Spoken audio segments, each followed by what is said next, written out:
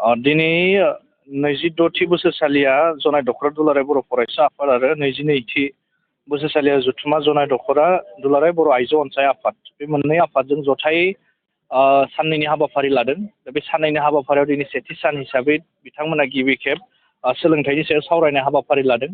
आंनि बिमा राव आंनि सोलोंथाइ बे हाबाफारियाव आं दिनै आलासि महरै बाहागो लानो मोनना आं जोबोर गोजोननाय मोनदों। आरो दख'रा आफादनि मोननैबो आफादनि साफ्रोमबो बिबानगिरि बिथांमोनसिम साबायखर बावदों आरो ओनसोलनिफ्राय बाहागो लानो हानाय गासैबो फरायसा लोगो बिथांमोनसिम साबायखर बावदों आरो गोबां दिथागिरि बिथांमोना बाहागो लादों।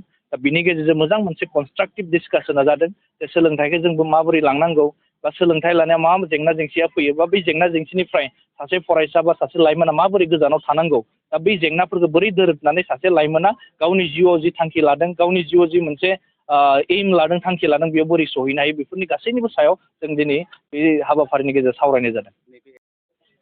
दिनैनि दिनाव जोंनि ओनसोलावनो जों गासिबो जायगायावनो जों नुनो मोनो हिन्जावसानि फरायनायनि हारा बांसिन बांनो हमदों हौवासाफोरनिया बहुद खम जानो हमदों। बेबायदि बे बेलायाव दुलाराय बर' फरायसा आफाद हिसाबै माबायदि मोन्दांथि मोनदों? बे बाथ्राया थार जों बयबो बेखौ मोनदांदों जे सोलोंथाइनि बिथिङाव बा फरायनायनि बिथिङाव हिन्जावसाफोरनि अनजिमाया बांलांबाय थादों आरो बांनाया मोजांबो बाथ्रा आरो बेराफारसेथि सेंग्राफोरनि बा लाइमोन सेंग्रा हौवासाफोरनि जि अनजिमा बा सोलोंथाइनि बा फरायनायनि अनजिमाया एसे खम जालांबाय थादों। दा बेखायनो जों बेफोरबायदि हाबाफारिखौ लादों जाहाथे हिन्जावसायाबो आवगायलांनो हायो हौवासायाबो आवगायलांबाय थानो हायो बेयाव जाहाथे इमबेलेन्स जेबो जानांगौ गैया।